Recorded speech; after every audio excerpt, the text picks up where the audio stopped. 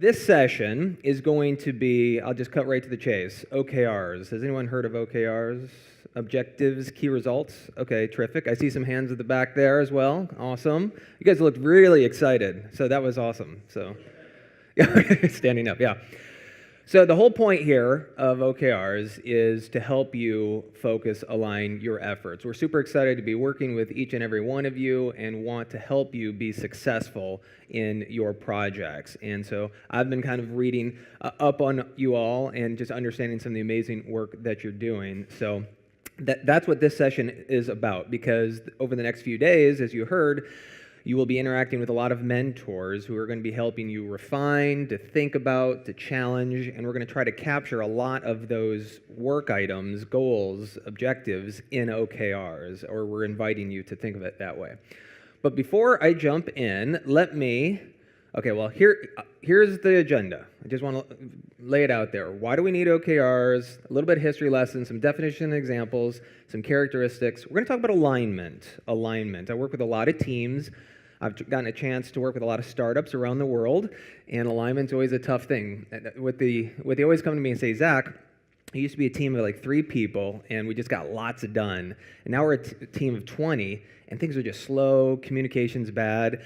And the reality is, the bigger you get, unfortunately, the slower you actually get. And that's why objectives and key results are helpful, because when you clearly articulate what my team's doing, what that team's doing, and then the dependencies, you are able to be clearer about moving forward, especially for your projects. And then we're going to talk about the development process and do some practicing. This morning is just going to be a little bit of a practice, and then later on today, you're going to be meeting with your mentors, talk about your projects, and then coming back Thursday, we're hoping to have maybe a more finalized set of OKRs that you can come out of here, and for the next 6 months, here at a high level, and clearly articulating what you're going to be doing and what success looks like. So as I'm talking, think about your projects and what does success look like? How are you going to measure it?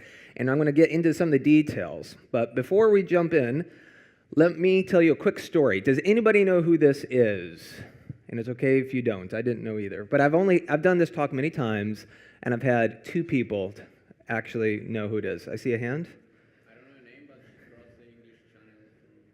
Very good, very good. Okay, so that's 3 now. So Florence Chadwick. So I'm going to tell a quick, very good. How did you, are you a big swimmer, or you're just, no, that's great. No, that's good. I'm excited. All right. So Florence Chadwick, I'm going to tell you a quick story. So Florence Chadwick was born in 1918 in San Diego, here in California, and she was a big athlete, very adventurous, and one of her famous things that she did was the first woman to swim the English Channel in 1950.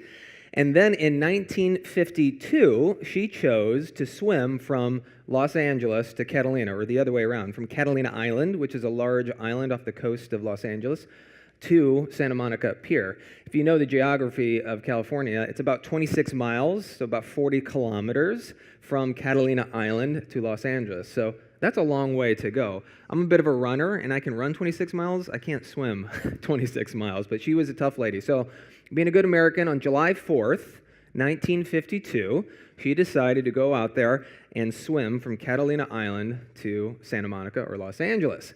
Well, California, even in the summer, it can be cloudy, it can be cold, and the water is chilly. And back then, she had a little bit of support with her as she got in the water. She had her coach in a little boat and her mother with her, or in the boat, kind of escorting her across the ocean. And the coach was carrying a rifle. Any ideas why the coach? Sharks, exactly. At that point, it would have been out of the water. Sorry, we're not doing that. But she was a tough lady, and she didn't give up. So she swam for 2 hours, 4 hours, 6 hours, 8 hours, getting exhausted and kind of starting to think, I'm going to give up. She finally got to 14 hours and just gave up. And she begged her mom and her coach to pull her out. And sure enough, they pulled her out, and then they got to shore. And even back then, in 1952, there was press or media there who were interested in this story, and they went to Florence and said, Florence, why did you give up? You were only a mile from shore. And the answer that she gave is going to maybe be helpful to us as we're discussing today. She said, if I could have seen my goal I wouldn't have given up because of the fog, the waves. And so what we're going to try to do is lift the fog today on what you all are doing for your projects and make it clear about what your goals are. Now, the good news for Florence is she didn't give up, and she reattempted that same swim 3 months later. And this time, even though it was still cold, it was still foggy, and I guess there were still sharks, she was able to successfully swim from Catalina Island to Los Angeles. And so she put another medal on her shelf, I guess, for an amazing physical achievement like that. And apparently she's in the San Diego Sports Hall of Fame, which is why I guess I went there one day and I noticed this and I thought it was an amazing story. So that's a little bit about Florence. We're going to try to lift the fog on what you all are doing with your projects, okay? All right, so this is me.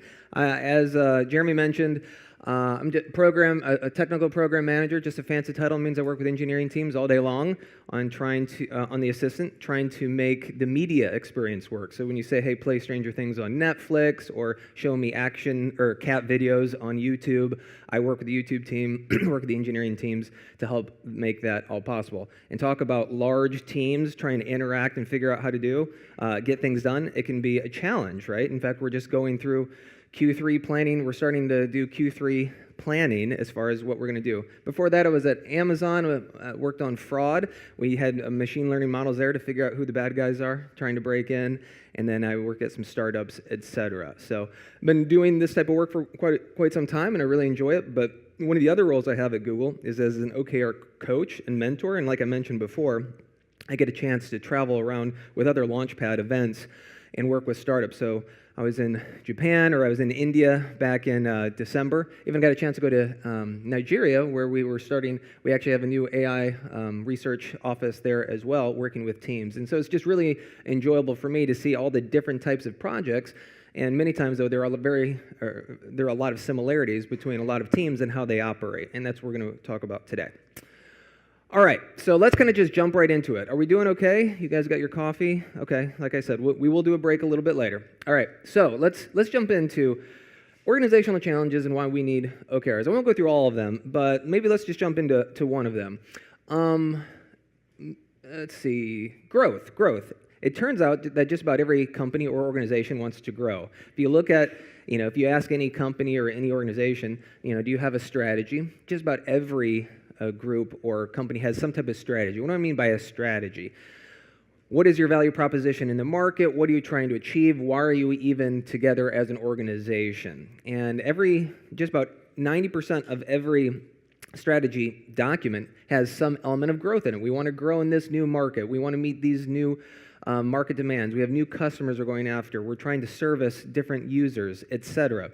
And it turns out that only, kind of in corporate world, even though I know we're talking to a lot of nonprofit folks today, that in the corporate world, it turns out only about 5.5% of companies, of Fortune 1000, grow at an annualized rate of, actually it's 9% of companies achieve annualized rate growth of 5.5% or more. Let me say that again, only about 9% of companies achieve 5.5% growth or more. So every company says they want to grow, very few do. Well, why is that?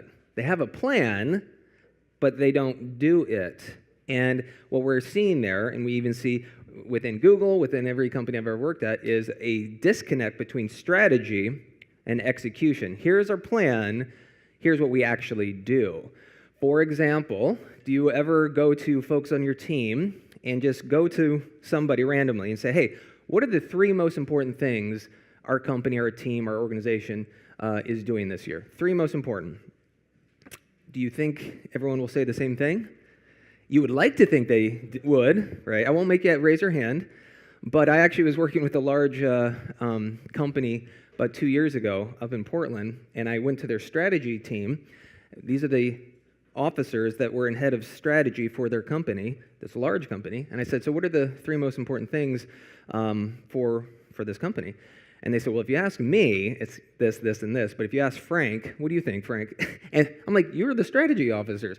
The point here is, if it's not clear what success looks like, if it's not clear what the most important projects, initiatives are, then it's not going to be clear for the folks on your team. And maybe you are the team, but even with, if you look at, maybe if it's a 2-person team, do you both agree on what's most important, at least for right now. And if there's disagreement, that can be tough. So strategy and execution, we see a gap. And so what OKRs are meant to do, objectives and key results, is to translate from high level to specific. Here's where we want to go, here's how we're going to do it, and here's what success looks like. How about, let's see, difficulty in executing strategy? Well, it's very similar to what I mentioned there as well. Let's talk about employee engagement.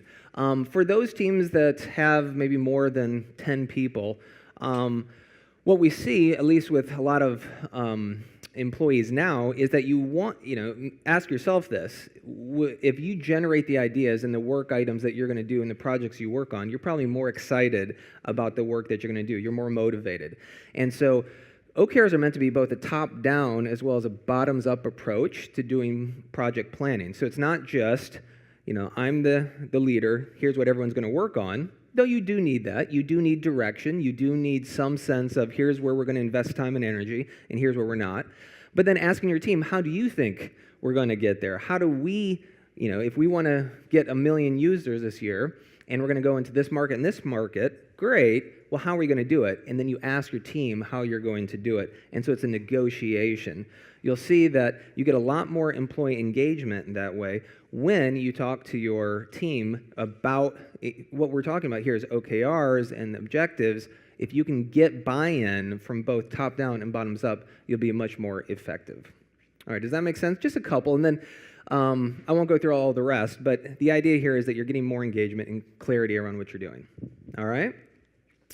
Quick history lesson. I promise not to give a quiz later on, but sometimes folks are like, where did OKRs even come from? I don't understand. Is this a new hot thing? Well, not really. It's been around for a while. If any of you know, I'm sorry if it's kind of small, but apparently you have to have a telescope to see this. Management by business objectives. If you ever heard of that as a goal-setting methodology, MBOs. Well, this made more sense, and maybe in more industrialized time, you have a factory, we're going to make 50,000 cars, and it's a top-down type of thing, and here we go. Everyone goes and does it. Made more sense then. But if some of you know Intel, Andy Grove there was the CEO, and he developed the idea of objectives and key results. He wanted to be clearer about what his company was doing, and when MBOs was set yearly goals, he was talking about doing quarterly goals. And you may ask me, well, Zach, why quarterly? Why not monthly? Why not weekly? Completely makes sense. What we've found is quarterly is just about the right length of time to let you execute on an idea, get some results, and decide whether or not you're going to continue doing it or if you're going to pivot and do something else. A year is too long, and many times a week or a month sometimes is too short because it doesn't give you enough time. Now in startup world, sometimes monthly OKRs make sense because you're just changing all the time and you're pivoting. But as you mature, quarterly seems to be about right, but there's no perfect cadence. But Andy Grove asks these two questions, and perhaps these are questions that are relevant to you as well. Where do I want to go? How will I get there? Very fundamental questions, right? Where do I want to go, and how will I get there? Where do you want your project to go, and how do you know your project's going to get there? What does success look like, right? By the end of this year, for example, what would you like your project to do, to have done, right? Now we're thinking to the end of the year, but in the next 3 months, the next 6 months. And if you know anything, if you've heard of John Doerr, he wrote the book Measure What Matters, a New York Times bestseller right now. He worked with Andy Grove at Intel and took OKRs.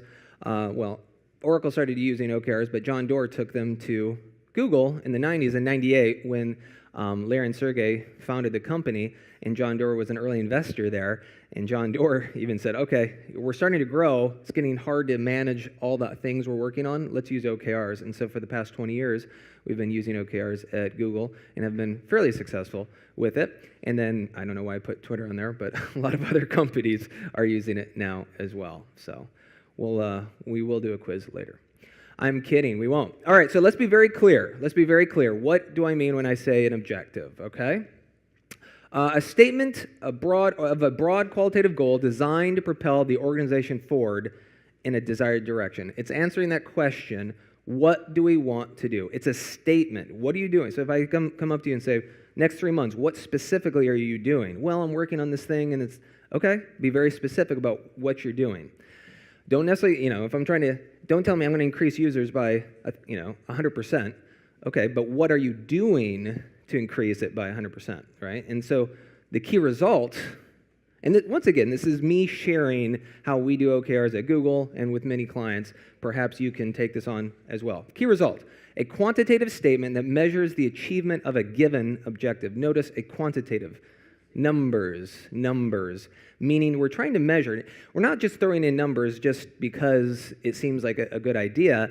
It's when you start measuring things, you start focusing on them. And that's why you have to be careful about what you measure, right? Because I work with teams all the time. What you measure is what people focus on, and that's good because it drives focus. But you have to make sure people will fixate on making those numbers look good, but they might hurt some other aspect of your business or your team. So you have to make sure you have measured, you're smart about which metrics. But what we're trying to do is be very specific. Like, I'm a program manager, so I work with a lot of teams, and I go to one of my engineers and say, hey, how's that YouTube integration going? Pretty good. Okay, what does pretty good mean? Well, we've been working a lot and doing a lot of tests, and, we've checked in a lot of code. Okay. But, so I have to dig deeper. I'm like, so, are we done? Are we feature complete? Have all the regression tests passed? And then not only beyond that, have we gone to dog food? Dog food is kind of our internal testing. What are the results from dog food? What is the CSAT score that we're getting? So we get more specific because perhaps you have this on your teams and you go to somebody and say, hey, how's that thing going? And they say, well, pretty good. Okay, well, I'm glad it's going pretty good, but let's be more specific about that, right? And the more specific you can be in your answer, it doesn't leave room for ambiguity, right? It's very clear what we're trying to do. And we're answering the question, how will we know we've met our objective, right? If the objective is to launch V1 of your project, okay, that's okay, but what does success look like? Now that you've launched it, how do you know that you launched it well, right? Are you getting X number of users? There's daily active users of X percent. What does that look like? And that's what these mentors and other individuals who will be working with you are going to be challenging you. Like, have we thought about this down the road? What is the metric we're trying to move? If it might, since we're talking about for social good, obviously you're trying to do something good for the community, good for humanity even. What does that actually look like? What are the metrics that might be important to you, and explaining that, yeah, we are successful because we're moving the needle on this metric and that metric. Perhaps you already know that, and that's terrific. But for those of you who don't quite have that nailed down, that's okay. But this is an opportunity. This is a time where you can kind of think more concretely about that. All right, so let's do a quick example, because I've given you kind of theory, and I'm sorry it's kind of low here, but so here's an example OKR of a marketing department that I worked with this software company actually they're out of Iceland. Anybody know CCP Games or what is their it's a virtual reality game. I can't remember what the name of it is, but they're very popular, and here was their marketing department. I know you guys aren't necessarily marketing, but I think it helps make the point. Here's the objective. It sounds a little airy. It sounds a little bit ambiguous. Deliver a memorable fan fest that re-energizes our community. Fan fest is like a Comic-Con. It's an event to really promote, get people excited. You bring in your users, your developers, and get everyone excited about the next version of the game. Okay, so marketing department, that makes sense. For Q3, for example, we're going to put on an amazing fan fest that re-energizes our community. Okay, well, what does re-energize mean, right? Well, let's be very specific. Here's what success looks like for them, and it kind of goes in order. Ticket sales increased from 2,500 to 3,000. You got to get people in the door to this event to make sure it's successful, right? And you notice the X to Y. Because what if last year they sold 4,000 tickets, and this year they sold 3,000? You always want to put the level of stretch from X to Y. We were here, we're trying to go to there. So you might hear mentors asking you, give us an X to Y. We're here right now, here's where we're going. Because, for example, I don't know your business as well as you do. So act like when you're writing your key results that someone doesn't have a great understanding of your business. So they need to tell me, is 3,000 good? Well, last year we sold 2,500, so 3,000 is better, right? Next one, their CSAT score rises from 65 to 75. CSAT, customer satisfaction. How happy are people with the product? Well, hopefully after this event, they're going to be happier. Once again, we did X to Y, right? Then they have another survey, another way of measuring. As we're going to talk about, there's no perfect measurement. People will ask, well, what about this? What about that? You try out. So they put in this best FanFest ever score improves from 45 to 55%. Many times people ask, well, hey, do users like your product? We think so. People have downloaded it. Well, have you asked them? No. So don't be afraid of doing surveys. Ask. So the fact, did you like the FanFest? Yes. You want that to go up. If it goes down, maybe there's something you can do about it. And then last one, and many times I'll have attendees and participants tell me, well, Zach, that's really your goal. Why are you worrying about all this? The goal is daily active users increase by 25% in the week following FanFest. So in our example here, we're like, Zach, what you really want to do is just increase your daily active users by 25%. And yeah, that's right, because presumably you're going to make more money if more users are using the game, right? But the point here is you need to tell me how. Sure, I could give you a goal and say, hey, increase your daily active users by 25%. That's great. But what are you going to actually do? So when you sit at the computer on Monday morning with your cup of coffee, how are you going to make things grow by 25%? Oh, we're going to put on a fan fest. That will get people interested. Or maybe we're going to do more online ads. Maybe we're going to do some more trade publications. The idea here is you can go to KPIs are the idea of just you're setting a goal and you're going for it. But what you're communicating with OKRs is the how, what specifically you're going to do. Because when I talked about the negotiation between leaders and team members, that's when you have the negotiation saying, well, is that the right thing to do, grow our user base by 25%? Maybe we should spend our time, money, resources on something else. And this is where you get to have a discussion, right? And we do that at Google all the time. We have key metrics around Google Assistant, for example, and we want more daily active users. We want people to be satisfied with the interaction. Peter was talking about this idea of you talk to your Google Home. Do we understand you? Do we give you that Lady Gaga song that you really wanted? Or did we give you the cat video that you really wanted? We measure that to see, yes, the user's satisfied or they're not, right? And by the way, I had a chance to meet Peter. I remember studying his book in graduate school, Modern Approach to AI, so that was kind of cool to meet him. All right, does this make sense? And by the way, feel free to questions, comments. This could be interactive because I want to make sure it makes sense. Sir, yes? How do we know the why? Well, that's a good question. That's where the negotiation is. Now, we're going to talk about later, but let's talk about it right now, actually. What we encourage with OKRs is to stretch, to push. Many times we want to grow by 3%. Well, why not 10%? Why not 20%? And you're right, there's no perfect number. Now, obviously, there's a balance. If you say we want to grow by 200%, that could be demotivating if you're only growing at 10%, but 10% is still perhaps good. So my recommendation there is pushing your team to be a little bit uncomfortable, but not so uncomfortable that it's not doable. And I'll talk about scoring here in a minute, because we ask you to score your OKRs. We score ourselves every quarter, because if you don't actually, it's like having a budget.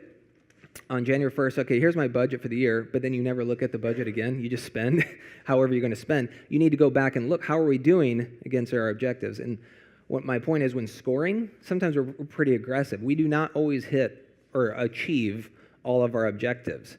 In Measure What Matters by John Doerr, he talked about YouTube. When they were trying to grow, they had maybe 100 million users, 200 million users, and one of the product managers set a goal of 1 billion users, and everyone's like, no way. Now, he said by next year. They didn't hit by next year.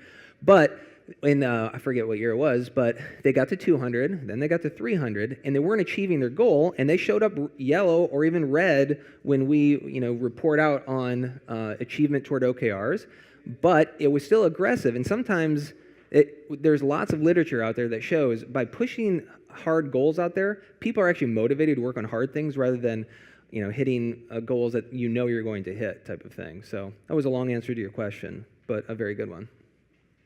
Other questions? Yes? Yeah, so I have a question in terms of the key results with struggling to make them quantitative. Yeah. Especially for, like, I just tried to write a sample OKR, which the objective is process satellite imagery for areas where we have historical emissions data. And then for the key results, like, I had such a hard time quantifying that because things like establish data pipeline or identify all sources of satellite images, like, I don't necessarily know how many there are right now. Yeah. Yeah. Well, so my guidance in something like that, and I'll have a slide about this, you need to be careful that OKRs don't necessarily turn into a task list. So I will see sometimes people have an objective and they have 30 key results. Wait a minute, I did this and I did this and I did this. And okay, I get it, but I do I track work all the time. What we're trying to do with objectives and key results is pop up why are you launching that project? Why are you mapping that data? What are you really trying to achieve? Well, if by mapping this data, we're able to do X. I don't know what X is in this case. Now, certainly, you need to be specific about what data you're going to be processing and what the data pipeline is, and be very particular. But that's at another layer down. So I'll just jump to it. You can have different levels of OKRs. Classic example for most startups I work with is a corporate level OKR for a company. For 2019, here are 4 or 5 big objectives with key results. They usually have a revenue, they have something about employees, they have about something 2 or 3 about their product. Next layer down, you usually do a marketing department, engineering, product, HR, finance. And they have objective and key results at that level. And then you go down to the team level. So what today is going, or in the next couple of days, you're going to have to figure out the proper granularity and we had a discussion, quite honestly, about how best to help you all. Do we help you write OKRs for your business or for your project? And the ask here today is to focus on the project, so it's just very clear obviously we want you to be successful as a team, as an organization, but I think to help scope down and help everyone succeed, we're going to scope this to your AI project. And what in the next 6 months, what are the 3, 4, maybe 5 things that you're going to do, and what are those key results going to be? Certainly, maybe mapping data and getting the data pipeline is a task in service of the higher level goal there. But I guess the recommendation here is maybe pop up a level. Once again, that was a long answer to your question. But does that make sense? Okay, you'll be hearing me say that a lot today. Does that make sense? Yeah. Sir.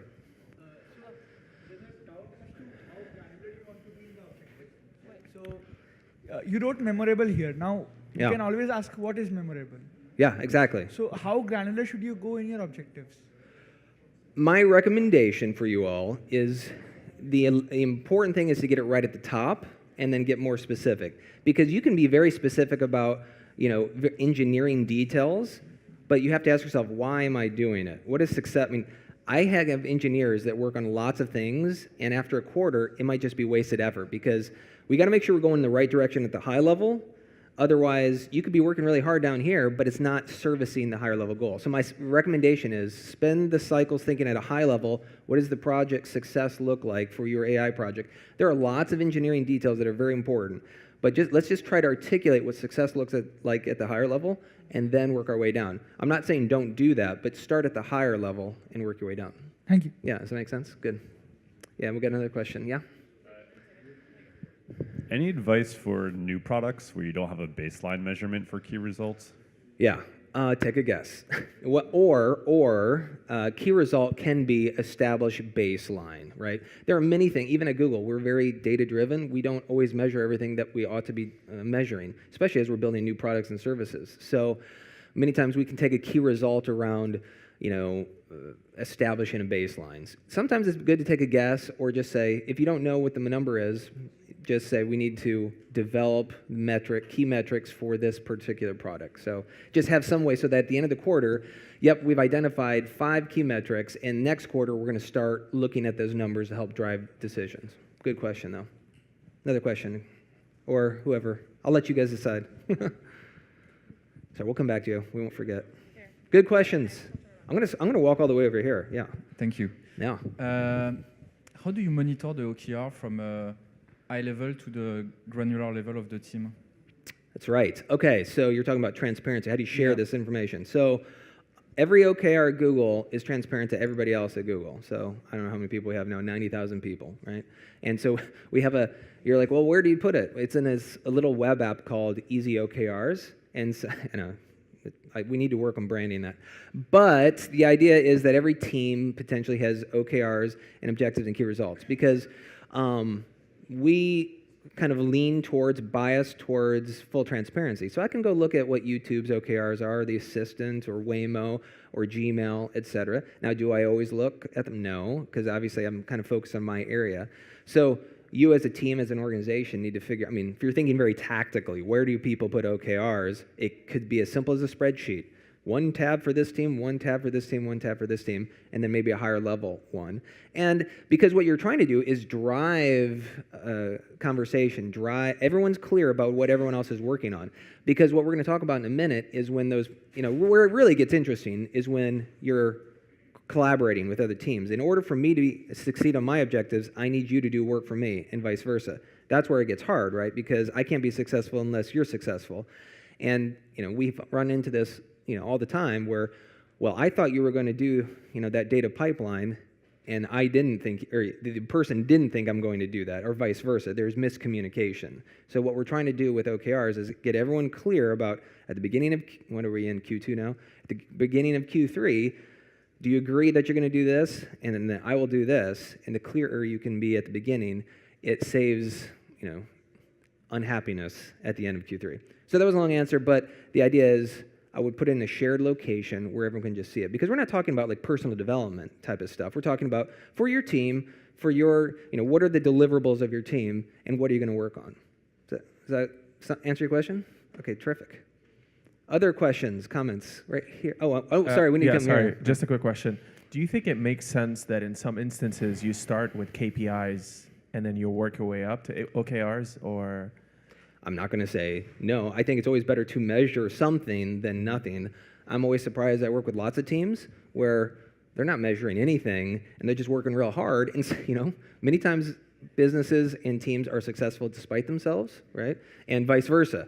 So, long answer to your question, but yeah, start with KPIs, measuring something. But KPIs sometimes lack some detail because you're not telling me what you're going to do, and then here's the metric that's going to move because of it. But I would certainly start with measuring important metrics, and then maybe get better at exercising that muscle of being clear about what you're going to do to move those numbers. Is that cool? All right. Oh, man. Now that we're talking about metrics, people got lots of questions. All right. I like this. All right. Thanks. So, on metrics, I think a lot of these teams are unusual in that we're trying to influence people who don't report to us, other organizations outside our groups. Right. And a lot of us are doing it through measurement. Yep. Have you seen, you said this really interesting thing, what gets measured is what you focused on. Have you seen cases where organizations influence other organizations by measuring something? Yes. I can give an example. Well, this is a negative example, but when I was at Amazon, one of my roles was to do basically background checks of seller in European marketplaces. So you want to get on Amazon, sell stuff, well, you have to verify who you are, and you have a bank account. You're not some mafia person or something like that, right? I don't know why that came to mind. But the idea is, so I worked with the team that wrote the software that did all this checking, because the faster we can get someone on board, the faster they sell, the sooner that Amazon would make money. But many times we couldn't verify their information, so we'd send them to manual investigations. So there were about 1,000 investigators in London that would pick up the phone, they'd email you and say, hey, please send us a copy of your passport, et cetera, et cetera. And so, long story, but the idea here was, the better our software got is I was taking the easy customers where I could verify all their information, and I was just sending the hard cases to the manual investigators. So my numbers got better because I was automatically verifying people and only sending the harder cases to the manual investigator. So it took them longer and longer to verify information, but so my numbers got better, his got worse. And so because we were colleagues, and I said, well, too bad for you. No, I didn't say that. But, we ended up kind of doing a share. I still had my goals about automating that, and he still had his goals about making manual investigations fast, but then we shared a goal of the average time it takes any seller to get onto Amazon's platform, be it automatically or manually. But this is an example of sometimes when you fixate on only certain numbers, I fixated on automation, he fixated on just his manual numbers, and things were getting worse for him, even though he was trying to make it better. You have to look, many times when you start measuring things, you'll have these weird, you won't know what you're going to affect. So my point there is, but now your question is about working with teams that don't necessarily report to you. That happens all the time. I'm trying to convince YouTube to do something, or maybe we're working with Netflix trying to convince them to do something. And the idea there is that this is more just about influence without authority rather than OKR. OKR is going to capture the agreement, but what I'm trying to do is paint a picture of success. This will make you successful, and here's what we're measuring. You want users, we want users, YouTube. We want users for Assistant. By sharing in this goal, we'll both benefit, and here's the specifics. So my advice there would be to find those areas that will benefit them and benefit you, and focus on those areas. You may have certain things that only are important to you. Focus on the areas of shared interest, and then they may help you later on, but always focus on the areas of shared interest. Okay, cool. Yeah. Oh, sorry. Hi. Okay, so you did touch on this point briefly before. Yeah. I think because of one of the other questions. Uh-huh. But, okay, I was wondering if you could talk a little bit more about, one of the problems that we have sometimes is, as you mentioned, making a list of tasks instead of key results. Yeah. And what it seems to me, I might be wrong about this, but what it seems to me is that OKRs work perfectly or better when you're trying to go from 1 to infinity, like to make incremental progress. But I personally do still struggle to fit this methodology on an environment like for startups is more common. It's like from 0 to 1 to create that first project where it's not really clear exact where you're going or how far it is. So I was wondering if you could talk a little bit more about this. Yeah, certainly there are teams, organizations, even projects that are more mature. Startup world, it's very like, we're going to try things, we're not exactly sure, it's product definition, min viable product type of thing, and you're right. The problem set is different, but even then, I would suggest that thinking methodically, about even this creative process, by the end of 3 months, are you hoping to have at least 3 ideas that have been embedded in the market? Or are you going to try to at least have like a framework in place? You need to probably, because I work with some research teams sometimes, they're like, Zach, our job is just really kind of try ideas and kind of, I'm like, that's fine, but if I push back and say, you need to have some way, even within a creative process, of trying to articulate a deliverable, at least 3 ideas that have been vetted, that have been reviewed. And when we break up later, I can kind of work with you a little bit there. But certainly, you don't know exactly what you're going to build and exactly what the outcome is, but try to give yourself some target to be going towards. And let's say you don't hit it. Let's say you don't generate 3 ideas that have been vetted in the market and have been reviewed by your investors or something like that. Well, why is that? Well, then you can kind of go back and say, well, because we had no idea what it was, and there could be something that you can then learn from that. Like, this is much harder space than we thought, because it's better to set a target, miss it, and then learn from it. And we're going to talk about that. I'd much rather you put something on the board to be shooting towards, miss it, and then say why I missed it. We're going to work on this instead, rather than say we have no idea where to go. And we can talk more about it, but that is a common... Many times I will also get pushback from creatives like our UX folks, and I love them to death. They do a great job, and they say, we want to make best-in-class UX for the system. Okay, what does best-in-class mean? Well, it's beautiful. Okay, that's great. I like beautiful things too, but what specifically? Well, Zach, you really can't wrap what I do. I'm like, I get it. Or I'll talk to sales teams. They're like, which is more about customer facing. My job is just make sure the customer's happy. I'm like, okay, well, how do you know the customer's happy? Well, no, I don't. How do I know? How do you know the customer's happy? Well, I had 3 phone calls with them. I met with their VP of sales, and we got some feedback on our blog that they really loved our product. Okay, when they start talking to me, I'm like, oh, so that's what success looks like. And so I get it. And many times in the softer skills of life, we don't feel like we can measure it as much, but there are indications that tell you something, like a relationship is going good, or that your UX is good. That's what you measure then. There's no perfect measurement, right? And then even in the research world, there's probably something, like, is the research going well? Well, what does well look like? And digging a little bit there. But very good question. We can maybe go a little bit more in detail when we break up. Sound good?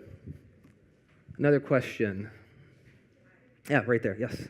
Hi. So it was along the lines of what he just asked, but I want more specificity. Yeah. So in startups, you can have these great objectives, but as you go, Yeah. I find myself either like sticking to the plan, like we have a framework, great, and then you're just like ditch the framework. So I don't find like a middle Yeah. way to say, Yeah. this is a framework, Yeah. let's test it 2 days, and if it doesn't work, we do something else. And to put context into what I'm saying is the following. You have an objective, you have some key results. Yep. If you get married to the way of how to achieve those key results as you go in a startup, day by day, you will know that you need to change things so fast. Yeah. And at some point, you're like, oh, I'm doing something totally different. And then if you have a couple of people thinking like that, at the same time, it's total chaos. So Yep. I love OKRs, Yeah. but they don't work. They honestly, for my startup, they just don't work. Okay. You have a big objective, and then at some point on Wednesdays, you're like, whatever it takes, this is the objective. Yeah. So how do you, as you change tasks, Yeah. just to achieve that objective, how do you keep that, big vision, like this is what we're going after? And then my second question is, who's the master OKR? Like, who's making sure that all these objectives in a macro organization like Google, Yeah. they are all driving towards, the big goal? I like that question. Who's the master OKR person? I haven't heard that question before, but I like that. So I'm gonna put that in there. Well, let me answer the last question first. You are, right? Those who are writing the OKRs, well, that's an easy answer. In large organizations, you're working with your manager to agree on here's the set of OKRs for our team. But they usually are, they're always in context of a higher level goal. So I work on the media team with an assistant. The assistant team has high-level goals, and many times we reflect down what the higher-level goal is, and we have more specific goals. Then within assistant, we roll up to search, and then search rolls up all the way to Google. And I don't ever say the word cascade down, but they connect. So not everything my team does has a one-to-one mapping to a higher-level goal. Now, this is for larger teams because people many times will feel trapped. I can only work on things that I can map directly to a higher-level goal. That's not a good idea. There are things that a team should work on that are important to them that don't necessarily have a mapping. What is that split? 60%, 40%? I don't know. But there are things that you may work on as a team that are important to you that don't necessarily map up. But to answer your question, yeah, the higher level you go, if you're in charge of the team, the organization, well, you're ultimately responsible for those OKRs. So you want to make sure the right key results are in there, right? So in this case, you're the master. To your first question, OKRs don't work because there's too much churn, we're changing, etc. My suggestion, I can't address your entire situation, is that perhaps the cadence, 3 months, like I said, many times is too long for a startup. Maybe for the month of May, we're going to try to do this. But if every day you need to have some target in mind where you're trying to go, financially, users, products, frameworks. And usually a week or two is not enough time to accomplish anything of much worth, right? So usually in a startup world, maybe a month. By the end of this month, we are going to try to do this. And you may completely fail. And okay, I mean, it's not fun to fail, but it happens, right? It's funny, we expect everyone else to succeed, but we all know that we fail. So, and everyone else says, it's like, when they ask people about being a driver, everyone rates themselves an above average driver, but that means everyone else is below, but everyone says they're above average. So it's in the same way with OKRs. So my suggestion there is shorten the cadence, be clear about what you're going to try to achieve within that shorter cadence, fail, and then pivot. Because it sounds like you're changing directions a lot. We can talk a little bit more after this, but good question. Sir. Have you heard the criticism of the OKR framework in favor of something like V2MOM? Because the OKR it's just missing the context from the actual organization or the department where the objectives are set, because you're not talking about the values and some things are not necessarily measurable. So what do you say to that? Well, what are the two criticisms that you were suggesting? It's missing context. So V2MOM, it's more about the organizational unit and talks about the values, talks about the culture, and then some of those objectives and key results are set in the context of that organization, as opposed to purely objectives and purely measures. I'm not necessarily familiar with the other methodology you're talking about. But Salesforce uses V2MOM. Gotcha.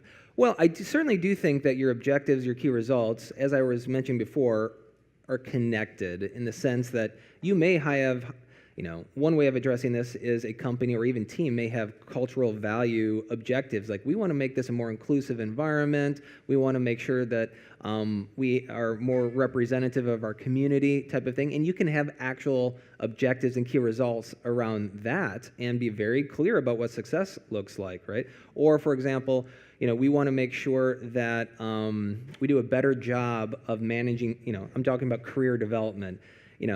Within Google, we do a survey called Google Geist every year. We say, how do you like your manager? Does Google empower you? And we get very specific feedback, and we're asked to do something specifically to address that concern, and which is measurable type of thing. So my point being is I do think you can have goals around culture and values, but it depends on setting that context. So you're putting that aside and saying culture and values should be addressed completely separately and try to make it measurable from the... You could try to incorporate them into a particular objective, but if it's create a data pipeline for ingesting geo data, it's hard to necessarily incorporate, I'm not trying to make a joke, but create a data pipeline that is inclusive. I mean, it just, sometimes those don't work, right? So keeping them separate, because there's two separate concerns, because you do want to scope your objectives, like what are you specifically delivering? I would say separate them.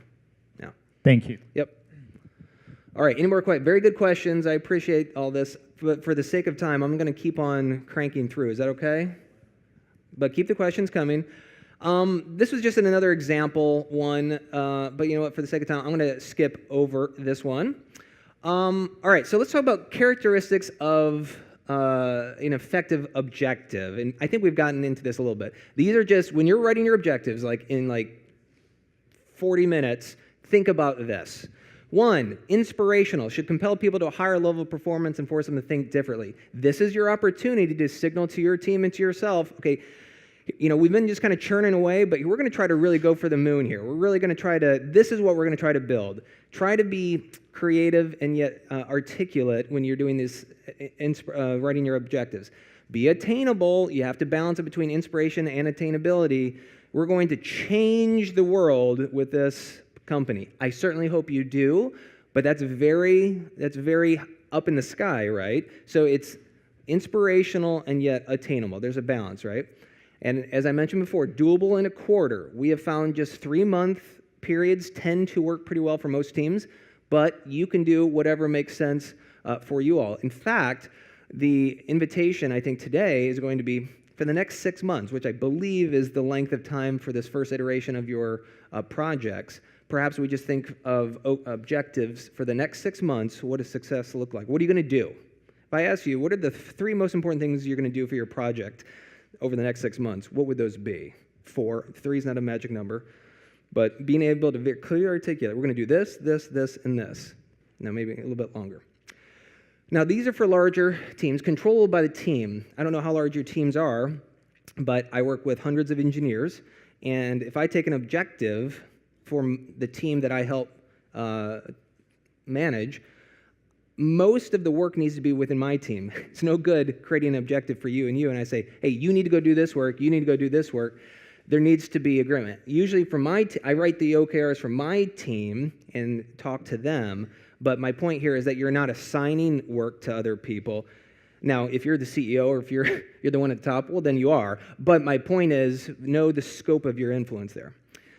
But we will talk about shared OKRs, because the good stuff comes when teams are working together. So sure, most of the work is done by my team, but I do work for the YouTube team because we want to work with them, right?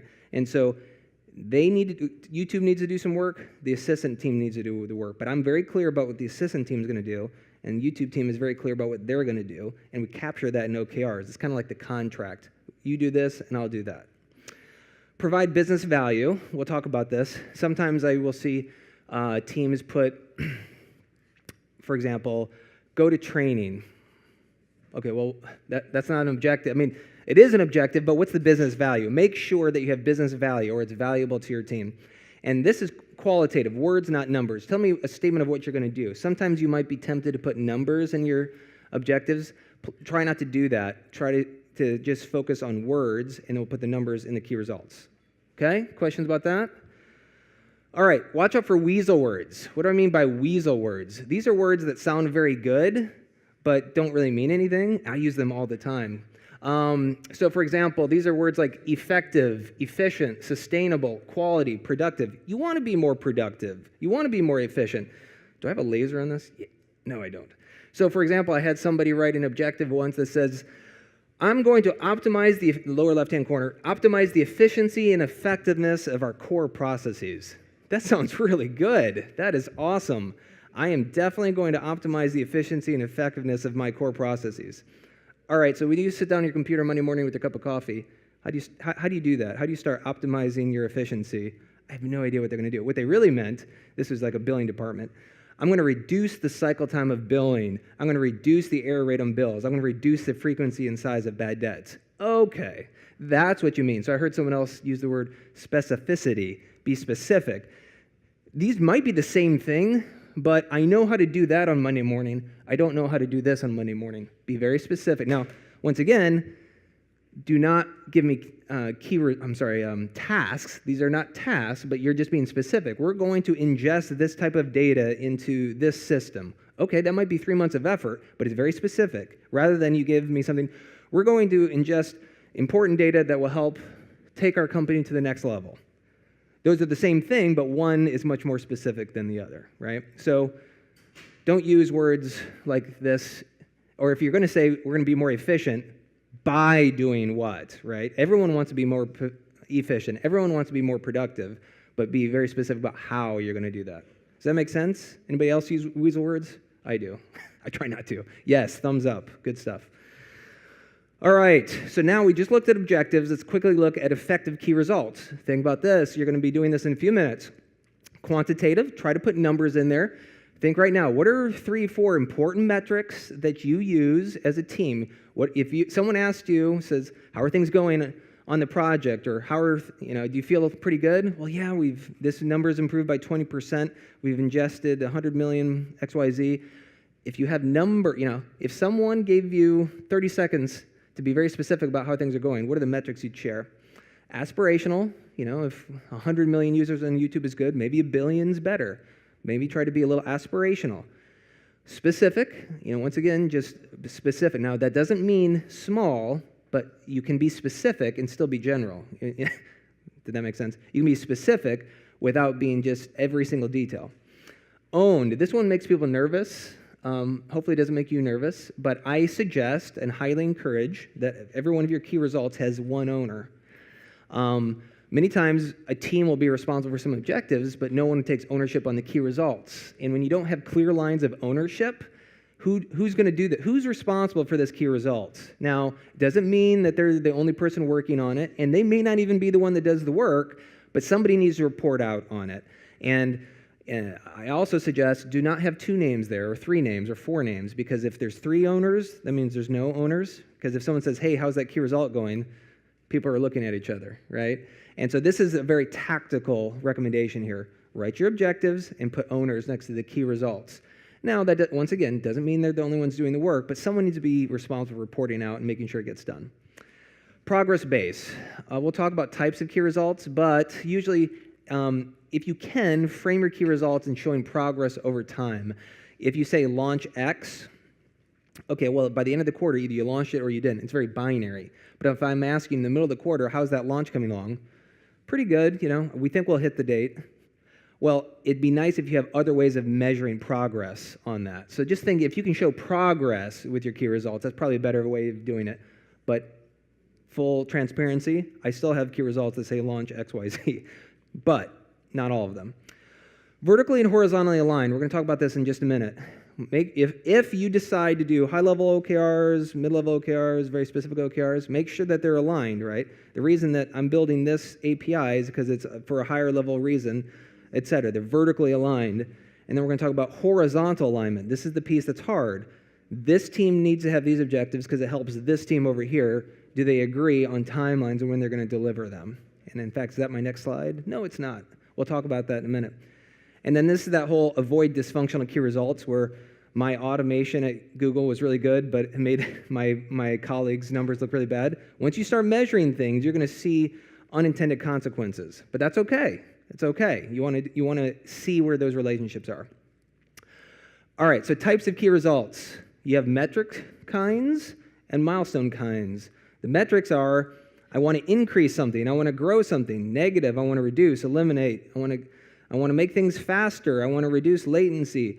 I want to meet a certain bar of, maintain a consultant utilization rate of between 70 and 80%.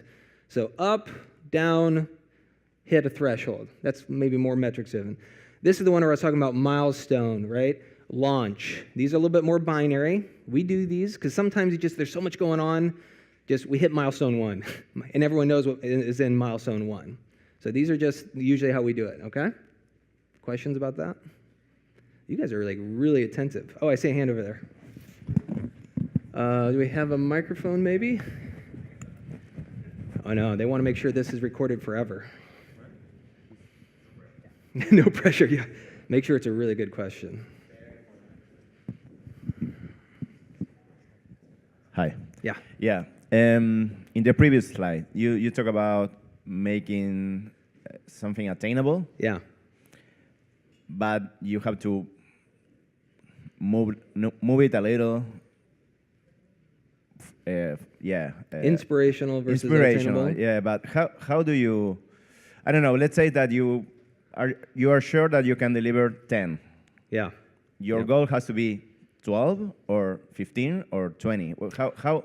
I would say early on for this group, it's okay to be a little bit conservative. But what's going to excite you? Is 10 going to excite you? Or would 12 excite you? Or would 15 excite you? Part of objectives and key results is, you're trying to get your business, group, organization excited. You're doing this for a reason. What's going to excite you, get you to come to work every day? Is it building 15 of those, 12 of those? Maybe building 10 of, I'm saying build. But, this is a little bit art, not science, everything. I would suggest stretching a little bit. But early on for these projects, perhaps be a little bit conservative because you do want to get some success. And as you get success, you can build off of that and get more aspirational later on.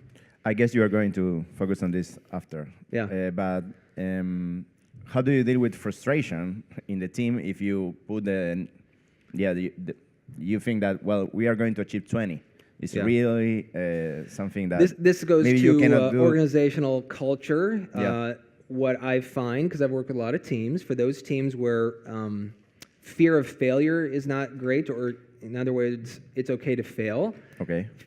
Teams are comfortable kind of shooting for the moon and only getting halfway. Perfect. But if you know your team or your organization and everyone's very type A, and if I set a goal, I'm going to hit a goal, If I say I'm going to lose 5 pounds this year, I'm going to lose 5 pounds, So you just have to know your team. And Perfect. if it's more motivating to hit or achieve your objectives, then you perhaps do that. But this is an opportunity to discuss and say, it's great that we're hitting our objectives, but let's push ourselves a little bit. Mm-hmm. And so this provides the vehicle to have that conversation. But yeah, don't do something that's going to actively demotivate your team. Perfect. Yeah. Thanks. So anybody know who this is? Famous British rock band. It's a little dated, I know. I'm a 90s person. This is Coldplay. Coldplay, if you remember them at all. They did Clocks, and didn't they do the Super Bowl a few years ago? Yeah. So why am I showing you this? You see what Jim Collins in his great book, Good to Great in the Social Sectors. What matters is not finding the perfect indicator, metric, but setting upon a consistent and intelligent method of assessing your results and then tracking your trajectory with rigor. If you don't measure it, you're not going to improve it, right? And there's no perfect measurement. Someone else came up to me during the break and said, hey, Zach, what if all your key results are successful, but you still don't feel like the objective was met. Is that okay? I'm like, absolutely, absolutely. Now, that doesn't happen a lot, but in my example of that fan fest, right? What if they sold tickets? What if they got CSAT scores that were good? What if the daily active users went up? But they still felt like the fan fest was a failure for other reasons. Like just overall, we just know we didn't do a good job. Is that okay? Yes, because you're subjective sometimes. And sometimes you're not measuring the right key result. Because what's very interesting is, certainly like in a launch, for example, we're going to launch X feature, and you have some of these key metrics.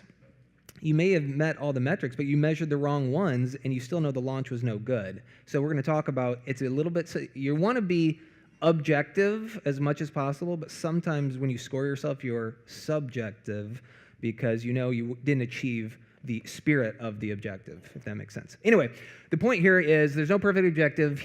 Chris Martin is lead singer here, and I was talking about the creatives, and sometimes it's hard to measure things.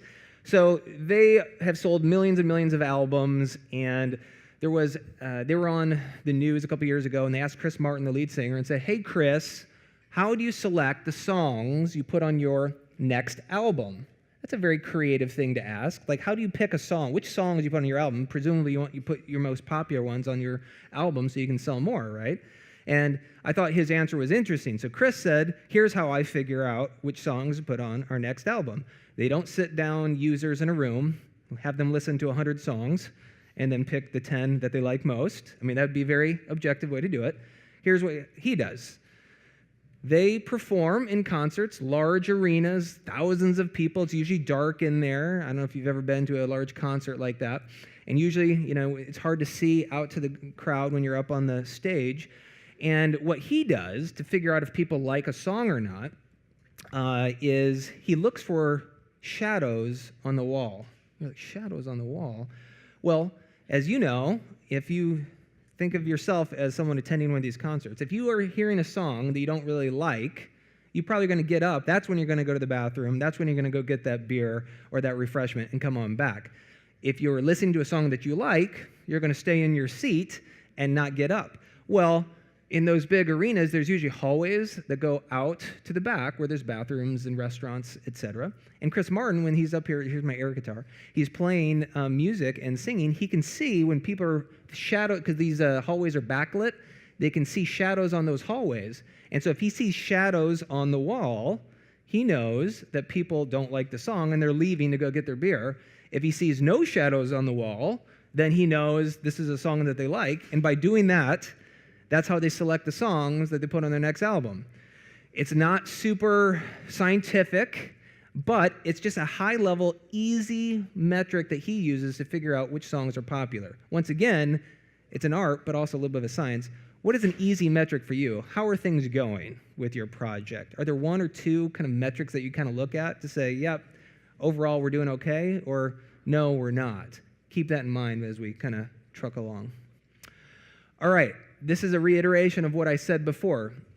Key results are not tasks. So if I see something in your key results about email prospect, meet with a new VP of sales, write down, create a new API, maybe the API is important. If it takes 3 months, maybe that's a different thing. But if it's something you can do in a week, a couple days, that's not really a key task, or key result, excuse me. It's a task. What you need to ask yourself is, what is the intended outcome of the task? Why are you doing the task? Why are you meeting with that VP of sales? Why are you creating the API? Oh, well, we're trying to create this platform so that other users can write apps that can interact with us. Okay, well, that's your objective, and the key result is to deliver this platform, not necessarily create the API. The API is just servicing something. Is it possible that the task X is completed but does not help achieve the objective? Sometimes you can meet with the prospect, but it doesn't help anything. So basically, this is where there's a little bit of art and science to OKRs. Your key results need to take a while to deliver, right? Sometimes it takes all 3 months. Sometimes it may take a month. Who knows? But if it's something you can do in a few days, it's not a task. It's not a key result. But tasks are important. I want to mention that OKRs are not project management. Project management is project management. I do program management. I have trackers. I keep track of what people are doing. What you're trying to communicate with objectives and key results is high level, simple, lightweight process. Here's what we're going to deliver. Here are the key results, the intended outcome. But you do want to track tasks. You do want to look at these dependencies. You do want to look at ETAs and dates of delivery, right? But that's in like a separate spreadsheet from your OKRs. They work together. The project, let's just call it a tracker, that's what we call them, is giving you the detail of all the very specific tasks that need to happen. The objectives is the North Star that we're shooting for. All these projects I'm managing, I have a couple key metrics I'm trying to move. You need that North Star in order to make sure you're going in the right direction. Does that make sense? Questions about that? I'm all into tracking tasks, just not in your OKRs. All right. So, well, for number one, as we kind of wrap this up just a little bit, how to think about OKRs. You need to go beyond the numbers each quarter to learn about your business. You know, Peter Drucker, famous business thinker, said the truly dangerous thing is asking the wrong questions. Or you're asking the right questions. Your mentors are going to be asking some tough questions. Mentors can sometimes be really irritating, so I totally am with you on that. I'm joking a little bit, but they're trying to do it from a good place, right? Because critical thinking framework, OKRs is an opportunity to signal what are the important things you're working on and then being very specific about those key results, right? And it's not always easy to come up with those. You can sometimes get it wrong. We do OKRs all the time, and sometimes we measured the wrong thing in a objective. Sometimes it was the wrong objective. Right? At Google, it's okay to admit we did the wrong thing, right? One time, when I first joined Google, they had a seminar on the life of a query. You type in, what's the weather in Canada? We walk through, how is that answered, right? And the guy that was teaching the class, he said he was a system administrator in one of our data warehouses, and he said, when I first joined Google, I was working in one of our data centers, and within the first week, I was writing some scripts to do some maintenance on our servers, and he did a bad job. He knocked offline half of the data center for about 5 minutes. Oops, that's not good. We make a lot of money from ads, and so he lost the company about $20 million. The computers were down for 5 minutes, and he quickly undid everything and put it back up. So his manager came over to him and said, so what happened? He thought he was going to be fired, right? You lose the company $20 million. And, his manager said, okay, well, that's not good, but let's write up a post-mortem. If you know post-mortem, what did we do wrong? What did we learn from it? How can we stop somebody who's new to the company, can write a script that can accidentally take down half our servers? And then he was in charge of making sure that the proper procedures and changes were made such that somebody new joining the company couldn't accidentally do that. So he wasn't necessarily punished. Now, if he'd done the same thing the next week and lost $20 million, that might have been a different conversation. But the point is, it's okay to fail, but you need to learn from it. Same thing with objectives, key results. It's okay to... Now, this is for the running of your business. Please don't fail on your AI project. But my point is that, if you have smaller objectives, it's okay to say, we're going to try this. It doesn't work, or it was a bad idea. Pivot and do something else. What's the worst is you see that it was wrong, and you say it's green because you don't want to say that we failed, and keep moving on, because then you're not learning anything from it, right? The whole point of scoring, the whole point of looking at your objectives is to think critically about your business. Ongoing discipline, don't set it and forget it. You're going to write them today, tomorrow, the next day. We're going to iterate on them. And then look at them next week. Look at them a couple weeks from now. You're going to be in meetings. You're going to go back home. Okay, what did we set out to do? Are we doing that? You can then make decisions about where you're spending time and resources based on this, as long as you look at them. This is ensuring employees work together. That goes to the comment earlier. Can everybody see the objectives depending on how large your organization is? Yep, here's our high-level objectives and key results. Make sure you're working together on this, and maybe you push it down to the next level, so the team, so that they generate OKRs for their teams, right? Next one up is focus your efforts. Without focus, you're not going to get anything done.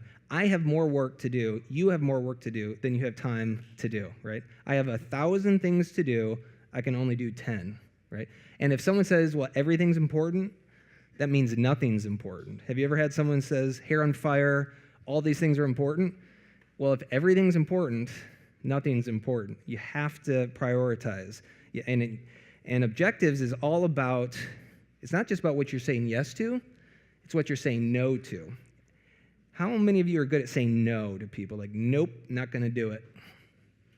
Okay, good for you. I was not very good at that for a long time. Like, yeah, I'll do it. I'll get it done. Oh, you just beat yourself up. I'm trying to get it done, trying to get it done. Objectives, key results, any goal setting is about saying no. Just as important what you say no to as what you say yes to. It's just as important what you say no to as what you say yes to, because you only have so much time, so much effort you can put into something. So what you're signaling with OKRs is, here's where I'm going to spend my time.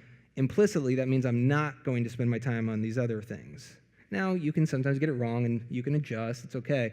But clearly articulating, like, no, I'm not going to work on that right now. I'll maybe do that next quarter, but this is what I'm going to work on. That's a real key. I can tell when a team is getting it right when I hear them say, well, we had to tell this team no, and it was tough, but we did it. Then I know that they're using this properly, because if you're not saying no, you're saying yes too much. All right, and then make measurable contributions. Key results, specific. All right, so what's the big deal? The cadence of 3 months is, well, like I said before, seems to match pretty well with current business realities. For some of your startups, maybe the monthly cadence would be better, but generally having some amount of time to do that. No boundaries. You can write whatever OKRs you want, because this is for your project. What is the most important thing? Some methodologies require you have a financial component. You have to think about your customer. You have to have one for your product, and you have to have one about something else. Whatever is the most important for this project, that becomes your objectives. Focus. What, at the end of this 6-month period, what do you want to say you're going to deliver, right? You can't deliver everything, but what can you deliver? Easy to understand and apply. You all are very smart and very talented and really good at what you do, but keep it simple, right? If someone asks you what you do, do you have 30 seconds that you can tell them, or what are you going to do in the 6 months? Not that I'm not trying to gloss over your complex work. I'm just suggesting that if it's not simple in your mind or easy to understand, it's not going to be easy to understand on your team members either. So the clearer you are, the clearer it will be for the rest of your team. And then we have some research out there within Google. We have lots of research that shows OKRs are really helpful for us, but also externally, any goal setting, quite honestly, is going to be better than just shooting at the moon and trying. All right, so let's apply real quick what we've learned. This is the test. Tell me what you think of this OKR. So here is the objective. All right, delight our customers. You are now the mentors. What do you think about the objective of delight our customers? Starts with a verb. Seems nice. What's that? What does that mean? Well, delight. It means delight your customers. How? Okay, so what you're saying is this is maybe lacking a little bit of detail. Right. So exactly. So we're lacking some detail here. Aren't you always going to want to delight your customers? An objective that is true every single quarter isn't very specific. Are you ever going to have a quarter where you say, you know what, this quarter, we're going to really let down our customers this quarter. We've just been making them too happy. It's time to just lower the bar a little bit, Delight our customers by improving on-time delivery. Something like that. Tell me, by doing what? That's fine to say delight our customers, but by doing what? What are you doing differently this quarter than you did last quarter? So more specific. Key results. So key result number 1, drive net promoter score above 60 in Q4. Has a number. Missing X to Y, right. So what if our net promoter score last quarter was 70? I'm going to drive our net promoter score down to 60.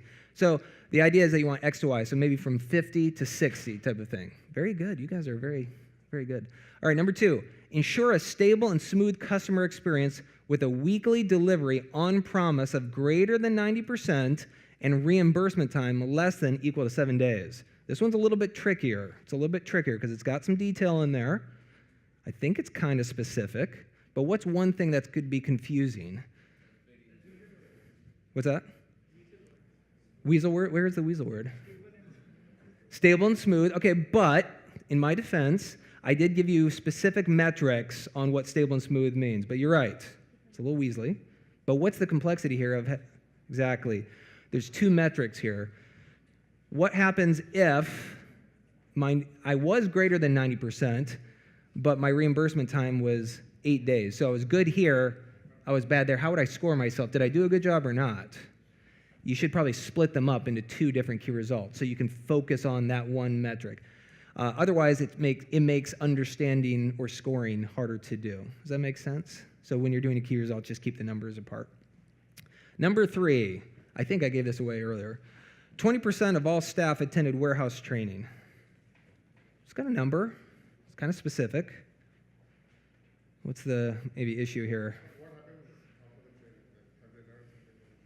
What's the business value here, right? Yeah, just by attend. I mean, have any of you ever gone to training and said, "Why am I even here?" Type of thing. Okay, good. All right, I'm not the only one that's done this. So this is probably not a helpful key result because what's the business value of attending training? Unless you had something like reduce medical costs in our warehouses by training all our employees. So the business value is you're trying to reduce medical costs, that type of thing. So this one, business value is an important thing. Very good, very good. You all get an A. All right, so now my diagram here. This, I think, does a better job. I should just show this diagram, and that's it. So connecting OKRs, you heard me about connecting.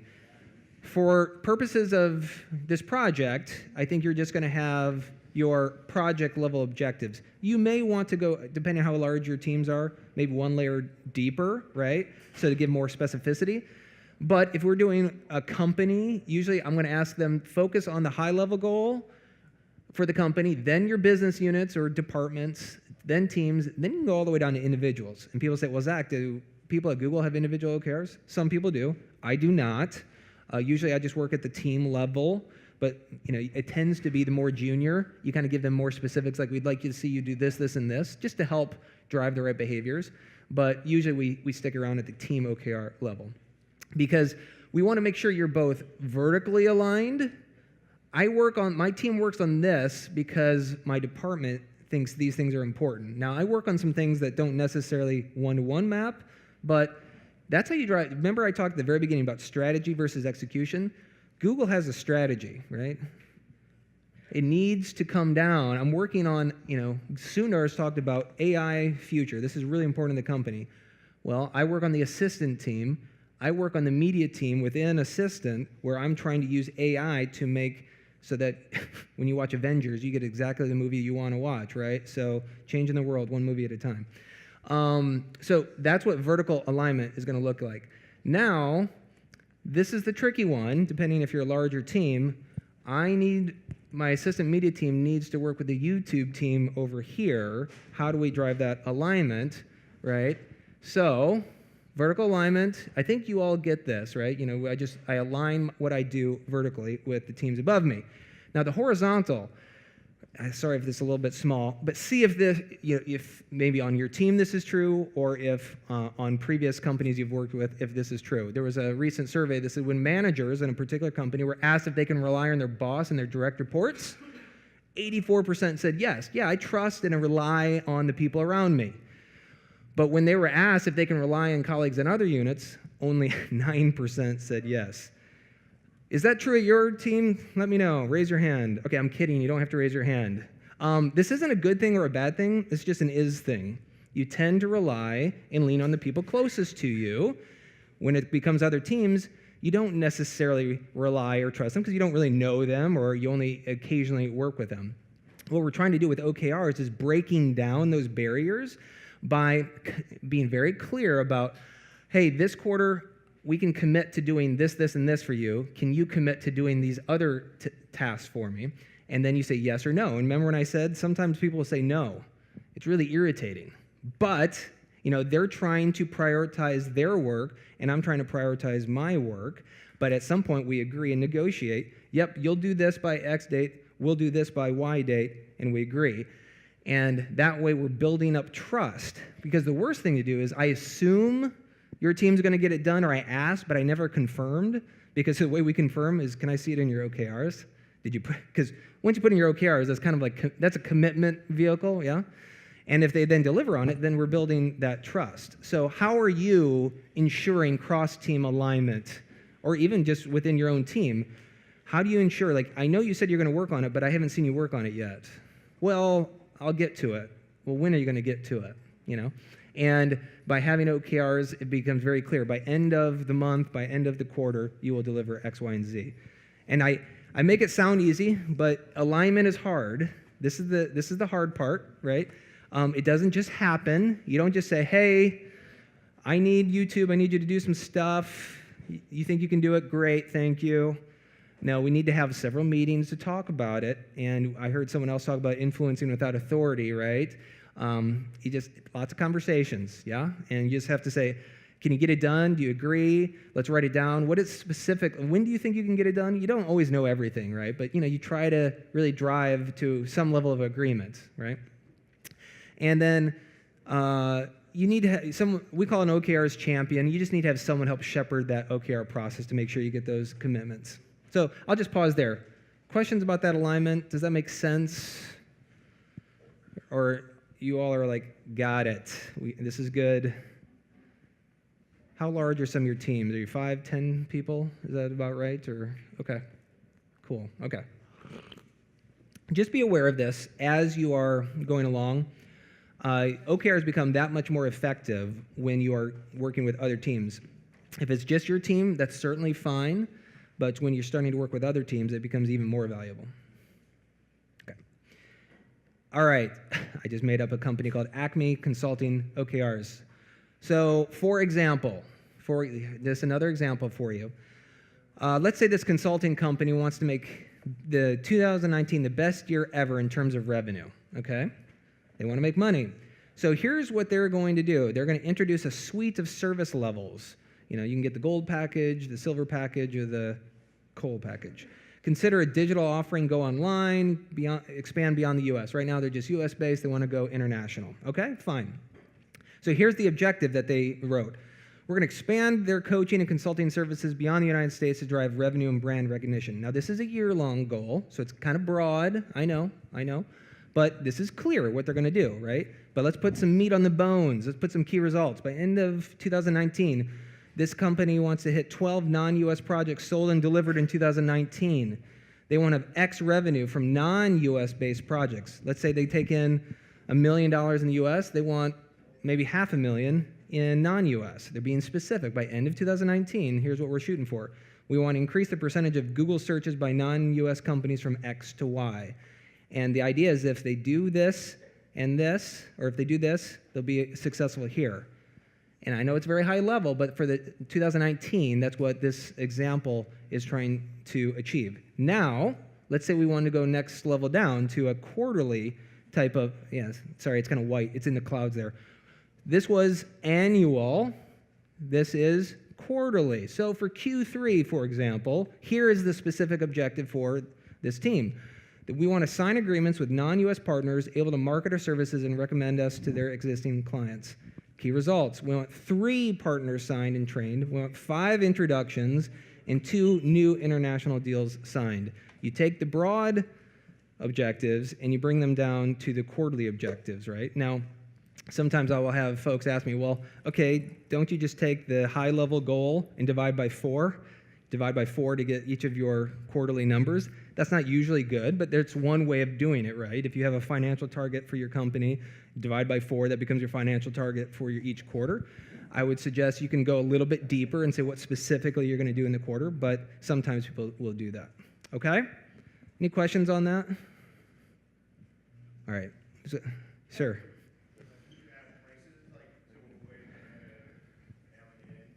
Yeah, put prices on the different services? Is that what you said? Just go back one. Yeah. Like, sometimes I'll see teams, we signed a deal, but we gave it away for, we talked to them, so we included that as signing a deal, or we made it really easy for, do you want to put a minimum price on there? Yeah. Something like that.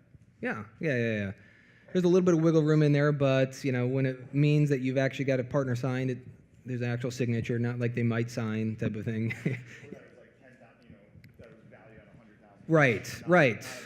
Yeah, I had another slide I used to show, if I say, I want to get 10 new clients in a consulting service, but I only got 1 and it was Amazon, that might still be okay because I didn't get 10 clients, but I got 1 client and it's huge. And so there's a little bit of subjectivity in that scoring, like you and I talked about earlier. Very good. All right. Oh, question, sir. Yeah, short question, very tactical. Yeah, yeah. Are you going to give us these slides, or? I can make them available, yeah, Yeah, for sure. because for sure. we are taking pictures. Yeah, I saw the cameras out. I thought you were taking pictures of me. No, I'm And of kidding. course, I'm you kidding. can send I'm us kidding. picture, Yeah, right. I appreciate it. Thank you. All right, so here's the process. We're going to do a quick practice session. Usually when I work with teams, I will spend hours. You guys get 15 minutes. So here's what we're going to do. Here's the development process for writing your OKRs. And don't worry, I can bring it back up here in a minute. I'm going to ask you, this is going to be, and perhaps you've already gone through this. Oh my gosh, I broke the light. I always ask teams to set your mission statement. Why does your team exist? This doesn't have to be, why do you exist as a person or anything like that. This is like, what is the purpose of your project? And maybe you already know it. Here's what we're trying to do. We're trying to do this for humanity or society, but it's got to be, I work with teams all the time, like, why do you exist as a team? And it's not clear, or people would disagree on the team why their team exists.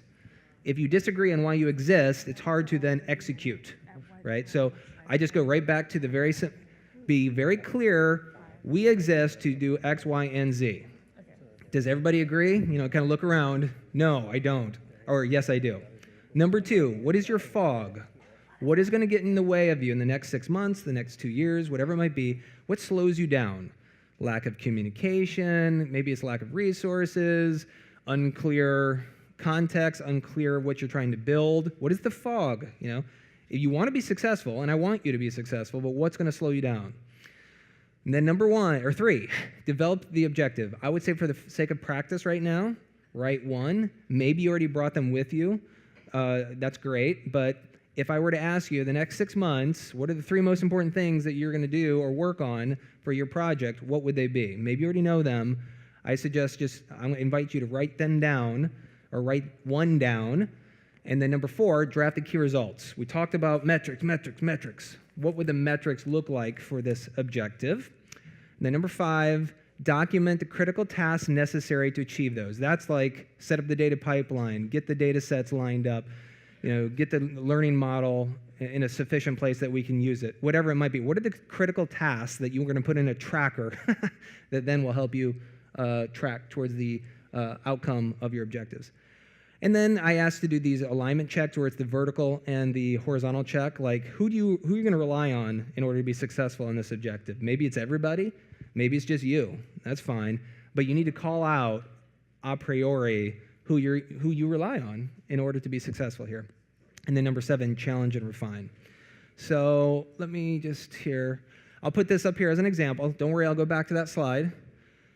If it's helpful, here is kind of a format, a template for writing objectives and key results, verb plus what you're going to do in order so that business value. Your key result is verb, what you're going to track, count, increase, decrease, hit this threshold, something like that. All right, so just real quick before I jump into this, I know I only gave you 20 minutes. This obviously can take much longer. Any quick feedback? Was mission statement easy, hard? Your disagreement? Everybody's on the same page, generally? Okay. Was it helpful just to clarify? Like, why are we here?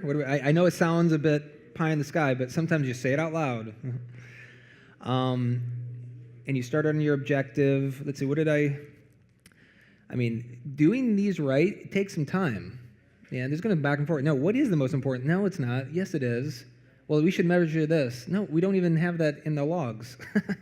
How about this? You got to get it right, Now, you don't have to get it right. You have to talk about it. And give yourself some slack. This is not easy. Conceptually, it's goal setting. It's not that hard, but doing good goal setting, that's the hard part, right? All right, I'm going to land this ship now by talking about scoring and then just logistically what this would look like at your team. So very quickly on the scoring. I usually say you should expect to have 50% of achieving your key results. That's aggressive. Ignore that first bullet because you're starting off here. Be conservative. I would say, but the point here is it's okay to fail. So okay to fail. You're not perfect, even though you're above average. You are, but you're going to set out to do something or have a key result, and you're not necessarily going to achieve it, and that's okay. But you need to learn from it. The standard to grade is usually on a scale of 0.0 to 1.0. Why isn't it 0 to 10? Because we like decimals, I guess. The whole point here is that it's a scale of completion towards that objective and key result. And grading is typically subjective, not mathematical. Now, certainly, your key results are more objective. They're quantifiable, right? And so you score each one of them. Did you hit that number? Did you achieve that threshold? Yes, no, 0.8, 0.9, 1.0. And in order to get the score for the objective, you could just simply take a weighted average of the scores on the key result, and that becomes your score for your objective. But as I mentioned before, there are times where you may have achieved most of your key results, and you still feel like you didn't really achieve the objective. Or vice versa. You may not have achieved most of your key results, but you really feel like the objective was met. Now, usually there's a tight correlation. If you do all your key results, the objective is met. But what I'm saying is you give yourself a little bit of flexibility there. And then sweet spot, once again, this is if you're aggressive, 0.6, 0.7. For example, at Google, if I see someone's scores on their OKRs at the end of a quarter, they're all green. They're all 0.9 or 1.0. We usually are kind of suspicious, like, did you not push hard enough? Now, obviously, we're all kind of type A. You want to achieve whatever objectives you set out to do. But if we see that you've achieved everything you set out to do, we don't feel like you're being aggressive enough. Now, at the same time, if everything is red or everything's yellow, well, what's going on? One of two things is going on. Either you're too aggressive, or there are some performance problems, or there's some execution issues there that need to be discussed. But the whole point of scoring, once again, you're not just scoring just to score. You're scoring to learn something.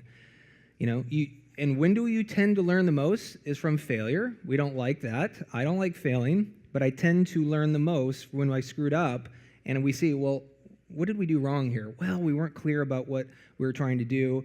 We got too busy, et cetera, et cetera. You're going to learn from those failures. So don't pass up. As they say, if you're going to fail spectacularly well. Write it up. Figure it out. Where did we screw up? How are we going to make that better next time? It can be a tough conversation, but it's the right conversation to have. All right, so people ask me, okay, Zach, how does this actually work? Okay, so let's assume we get our OKRs written. What do we do? Well, we suggest maybe weekly, mid-quarter, end-of-quarter meetings in an order of priority. If nothing else, at least do an end-of-quarter meeting. You probably have a weekly, stand-up or something like that. But at a weekly, it's very quick touch point.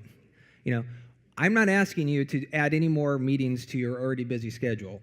I'm just suggesting that you can maybe reformulate some of your existing meetings to incorporate OKRs into the discussion. So if you already have a stand-up, just talk about logistics, priorities, like, hey, how's that objective coming along? Are we making any progress? Oh, Zach's out this week. You need to sync up with him next week, et cetera, et cetera. This is just the nuts and bolts of getting things done. Mid-quarter, do we need to make any adjustments? Was this we're not making any progress on this objective. Do we need to put more resources on it? Do we need to stop doing something else? And you can use this as an opportunity to score yourself. You're 45 days into a quarter. How are we doing? Red, yellow, green.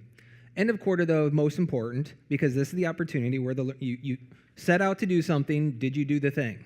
So deep dive. You want to score yourself. What happened? Why? What are we going to do about it? Hey, even for those things that were green, we succeeded.